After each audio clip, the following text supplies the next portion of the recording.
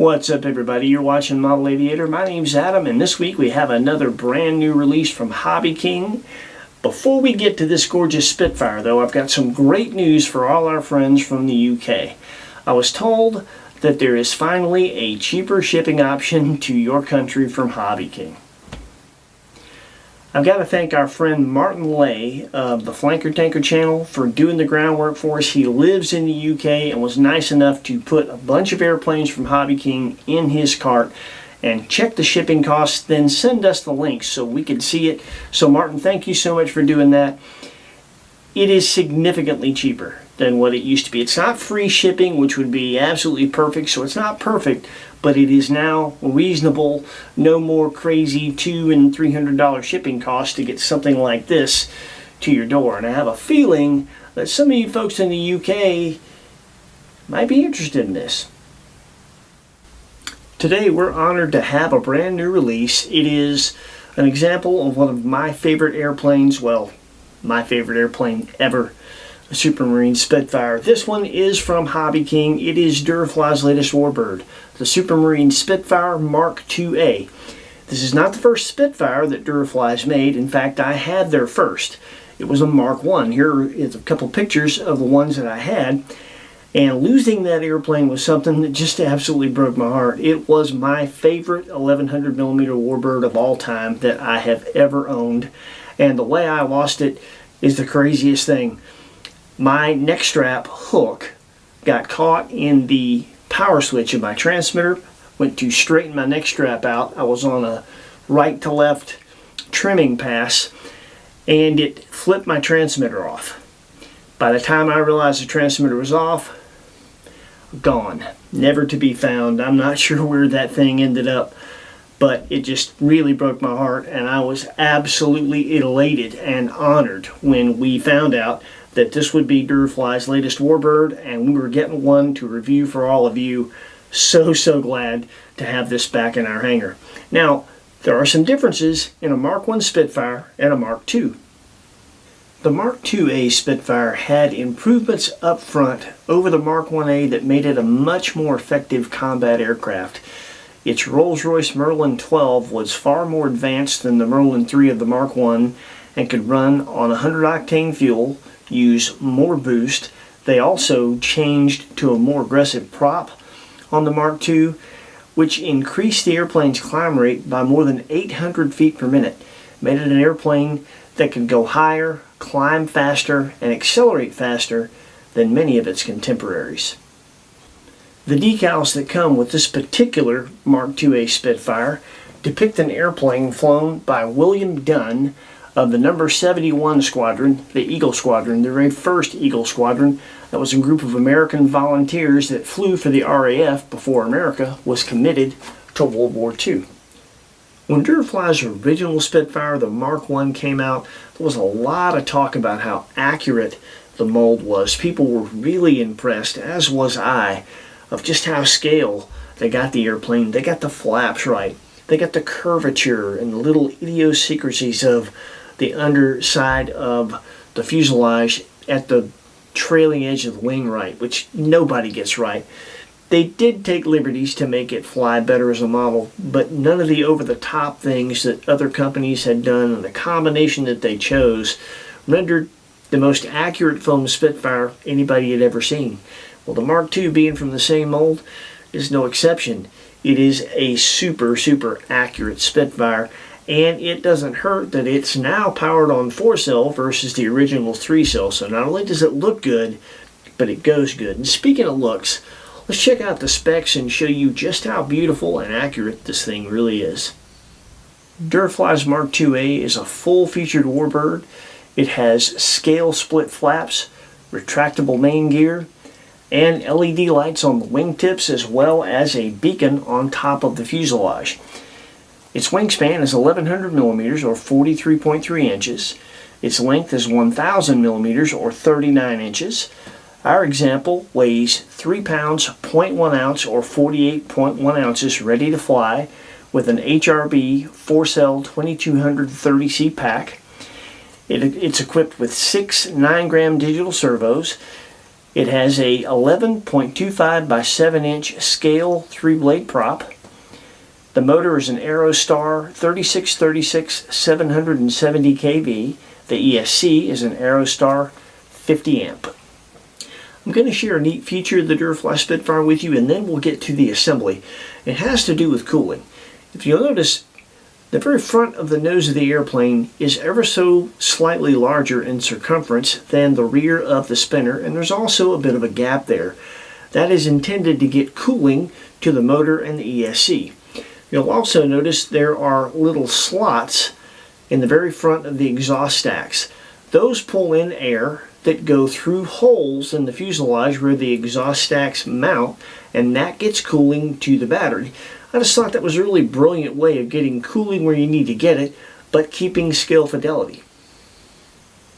While assembling the Durafly Mk2 is a little bit more involved than some, it's still a pretty easy assembly. There's only 7 screws outside of your prop and spinner assembly, 4 for the main wing, 2 for your horizontals, and 1 to join the 2 elevator halves in the center. The other stuff that you have to do is pretty much gluing on all that scale fidelity. You will need to glue on the exhaust stacks, and yes, Miss Heidi painted those before we put those on. They look good out of the box, but not quite that good, but you can change that on yours. You'll have to glue on your rear view mirror. We suggest taking a pin vise and drilling a tiny hole for the little extension on the bottom of the base to go through. That'll give you a much more secure bond there. We actually used, I think, welder's cement to put that on. You'll have to glue on your antenna. We used medium CA for that. You'll have to glue on your radiator cover and your oil cooler. With the radiator cover, we simply use welder's cement to do that. With the oil cooler, it's a tight enough fit. We just seeped thin CA in there to secure that. You'll also need to glue on your pitot tube. We used medium CA to do that as well. And of course, you'll have to install whatever decals that you choose to install. You can use the ones that come with it like we did, or you can outsource them and do it as whatever Mark I or Mark II Spitfire that you choose. You have to install the push rods on the wing of the Spitfire. It's a pretty simple system, an L-bend on one end, an adjustable ball link on the other. Very easy to get them to the right length, and it's very obvious right out of the package which two are intended for flaps and which two are intended for ailerons. The only tricky part of the assembly for me was installing the receiver. Now, even though this airplane has an 1100 millimeter wingspan, it isn't as big as some 1100 millimeter warbirds because the Spitfire in and of itself is a smaller fighter. It's very, very sleek. That means that inside our hatch, there's just not a whole lot of room. Once you account for the battery and where you're going to stow the battery wires, there's not much room left running this thing on 4-cell now versus the 3-cell of the original Durafly Spitfire. It's much more powerful now. There's just not a lot of room for the receiver. Now, you can put a receiver in there if you want to. It's just going to make it fiddly getting the battery in and having a place to put the wires. So rather than do that, I elected to put the receiver inside the fuselage before I put my wing on. Found a creative place to put it. Had to rearrange some wires so that they wouldn't get tangled up in the rudder and elevator servo, but once I rerouted those wires and got them where I wanted them, it's pretty easy install to put the receiver in there. I'll give you a little tip when it comes to gluing anything or sticking anything onto the inside of any EPO airplane. I use double-sided servo tape to install all my receivers in foamies. This one was no different. A lot of people have a hard time getting glue joints to work and getting things like that to stick in the inside of an EPO airplane. And the reason being, all these EPO airplanes come out of the mold with a compound on them that's kind of oily, that makes separating the pieces from the mold easier. Well, the outside of the airplane gets a good cleaning before they paint it so that the paint will stick, but a lot of times they don't bother doing that to the inside of the airplane. So if you're going to stick anything on it, you need to first rub it with rubbing alcohol, and then second, take a very fine grit sandpaper and sand the area that you intend to stick whatever it is you're trying to either glue or, in my case, stick on there, and you will get a very good adhesion. So just a little tip there. That was really the only fiddly part, was just figuring out a good place to put the receiver that makes putting the battery in a lot easier. So now it's time to get to the flying. As always, we'll have our setup page right before the flying starts, so that will be next, and then you'll see some pretty cool footage. We're going to show you our maiden takeoff, landing, and stall tests. Then we'll go to a completely different venue where we did a scale flight really early in the morning. Has kind of a dawn patrol feel to it. You get to see a lot of this beautiful shape as a silhouette. Just a really good scale flight that I'm decently proud of. I hope you like that. And then I kind of come out of my shell later that same day, and you'll see a very short flight where we show you kind of the max performance of this airplane. I do a punch and go takeoff that's not scale at all. It shows you that you could actually hand launch this thing. I mean, it's off the ground in like a foot or two. And I do some tumbling, knife edge it, low inverted pass, just stuff like that. Stuff that a sport pilot that's not really interested in scale but wants a Spitfire might do with this. So check out the setup page, check out this flying footage, and we'll see you back here and give you our final thoughts on this gorgeous Spitfire.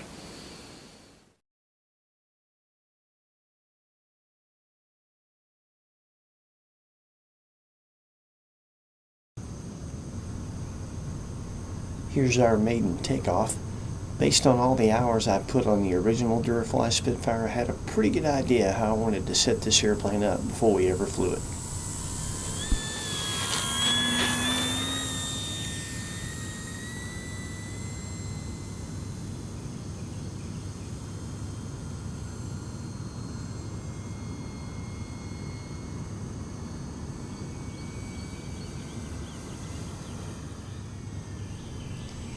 Here's our first clean stall test.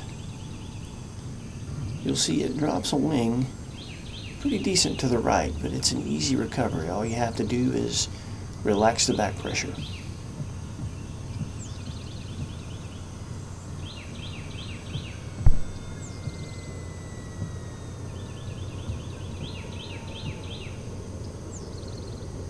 And same thing again, that time I released the pressure a little sooner so it flew out of it sooner. Here's our dirty stall, same thing, drops the right wing. And we'll turn it around and do the same thing again. And get the same result. The sooner you're off the back pressure and you unload the airframe, the sooner it just flies right out of it. Here's our maiden landing. Not too bad. Again, remember, with this particular type of airplane, got a lot of time, so this went pretty well.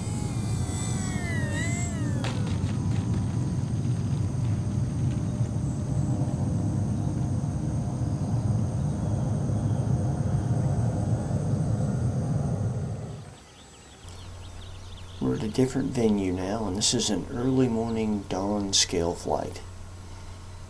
There's something about this time of morning. The winds are calm, it's beautiful. You gotta love it.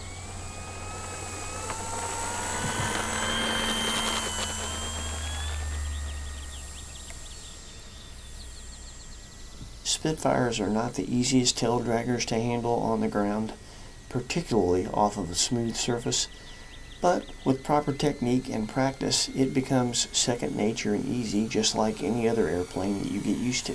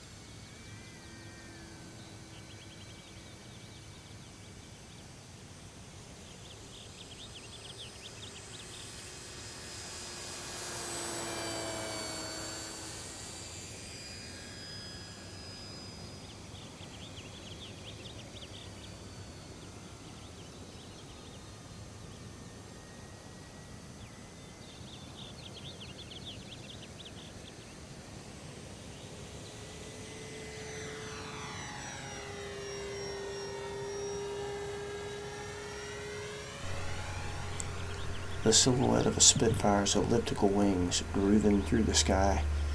It's one of the prettiest sights in aviation, in my humble opinion.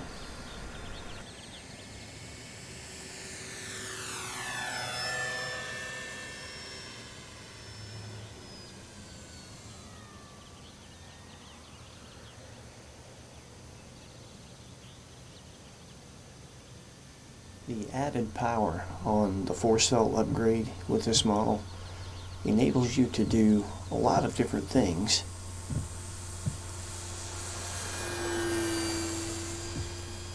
It helps very much in scale flying because it allows you to come into a maneuver at a slower speed and then maintain your momentum, or at least mimic maintaining momentum, even though it's a small model that has very little.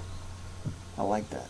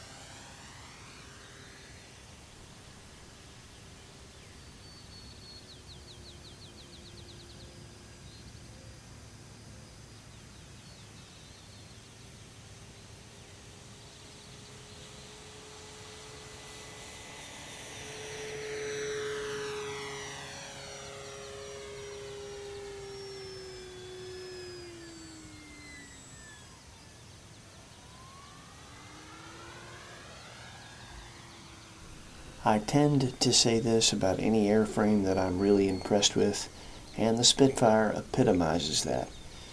The Durafly Mk2a is just a good, honest airframe. It goes where you point it, it's predictable, it does exactly what you ask it to do, exactly the same way, every time, so long as you do your part. And bear in mind, there's no stabilizer here. This is just a good airframe with a good setup.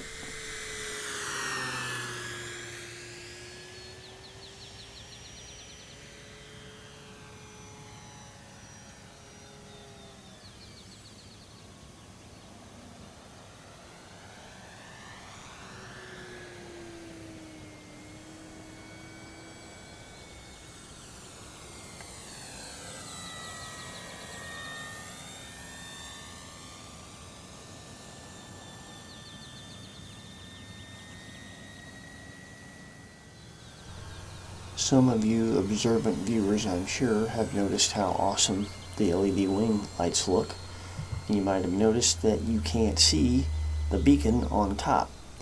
Well, that's because yours truly tested everything before I put the wing on, but when I did the final assembly, I forgot to plug it up, and I didn't notice until after we reviewed the flight footage.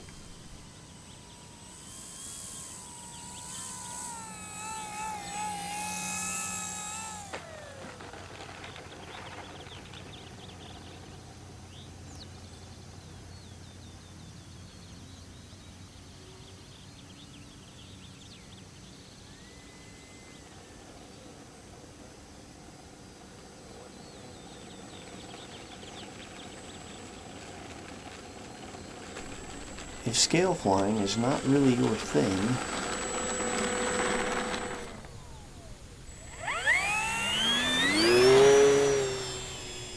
that's how easy it is to get the Mk2a off the ground if you just punch and go. What you're going to see me doing this flight is not what I would usually do with a warbird. It's kind of not my thing to sport fly them, but for a lot of people it is. And if you like to throw your warbirds around the sky, the Durafly Spitfire has got the chops for it.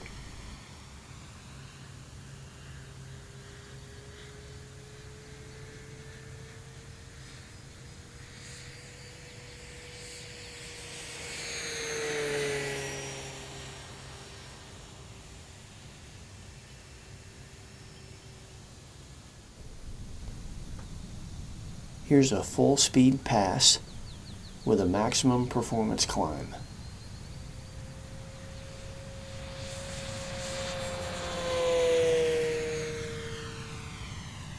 As you can see, it just goes and goes and goes. I finally get bored with it and pull it over the top. Could have kept it going if I just wanted to.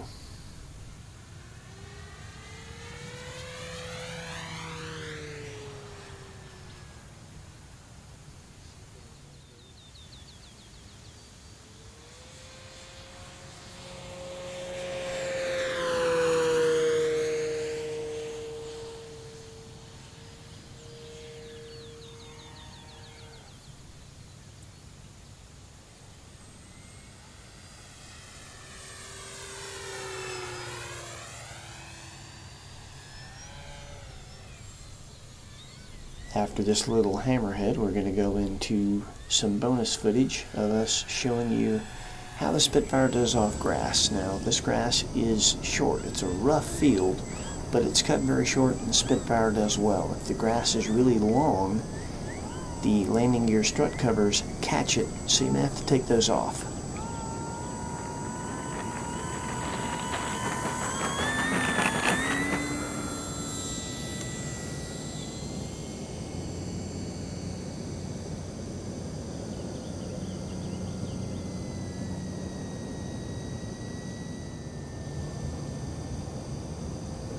And here's our grass landing. Like I said, the Spitfire does really well so long as the grass is short. If it's taller, taking the gear strut covers off, it's only 3 screws, takes less than a minute to take them both off and put them back on.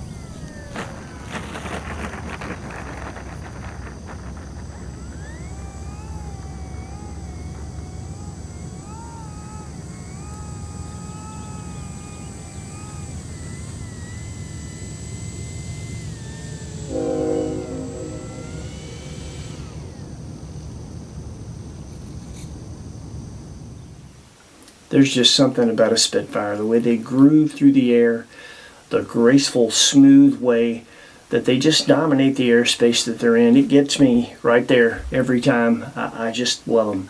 And the Durafly Mk2a is an excellent example of that. This epitomizes what a Spitfire is really all about.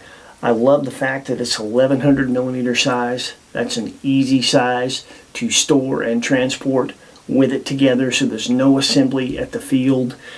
And I love that it is an early Mark. The Mark 1s and the Mark 2s, the Battle of Britain Spitfires, were the shorter nose Spitfires, the prettier Spitfires of all of the Marks. And they all look good, but when they started shoehorning the bigger engines in the Mark 9 and above, the nose got much longer and thicker, and they started doing things with the rudder, and it just didn't look quite as graceful and just absolutely perfect as the early Marks. Love the fact that it comes naked, so you have your choice of decals so that you can do a Mark 1 or a Mark 2. That's a really nice feature. And our experience with our example was very, very good. We received it. All the parts were in good nick, packaged very, very well. The assembly went very smooth. The fit and the finish is very good. The only stumbling block was just figuring out where I wanted to put the receiver, and that's kind of a personal thing. You absolutely can get a receiver and a battery pack in this hatch. It would just be tight. I didn't want to do that. I really like it. I plan to fly it a lot. It's going to be in our truck on the way to the field quite often, and I want changing packs out to be easier. So if you feel the way I do, we gave you an option. There are other places to put it if you want to, but it does make the assembly more difficult when you do that. When it comes to flying, super smooth, stable airplane. Like I said, this is my favorite 1100 millimeter warbird that I've ever flown. I felt that way back when I had my first Mark 1, and I feel that way after flying this. It just solidifies that for me. And it's an intermediate airplane. Listen, no Spitfire is a beginner airplane. They're just not. The ground handling is too tough for somebody new, and they're too responsive for somebody new. But an intermediate pilot can absolutely build and fly this airplane with no problem. I think they might be challenged by long, slow scale takeoffs from a smooth surface. That really takes some real rudder skill to do that well. But other than that, flying it for an intermediate pilot should be pretty basic. If you have some reasonably sensitive airplane and tail dragger experience, you will be able to adapt to what the Spitfire asks of you and have a really good time with it, I think. You know, I just can't, there's so many things about this airplane that I love. I can't say enough. I'm kind of fanboying here a little bit because I'm just such a Spitfire nut, but this is just such a good example. Such a good example. We're going to leave a link in the description where you can get one from Hobbyking. It'll go straight to the page where you can order one. Don't forget, if you live in the UK or surrounding areas, there's a cheaper shipping option now, so this is definitely doable for you without the crazy shipping costs that you used to have to deal with. So that's a real plus. Please like, comment, and subscribe. That really helps our channel. We appreciate you watching our production. We really hope that you enjoyed it. We're proud of it. And we hope that you'll join us next week when we will have something else cool with wings. It won't be this cool, but it'll be, you know, I mean, it'll be kind of cool.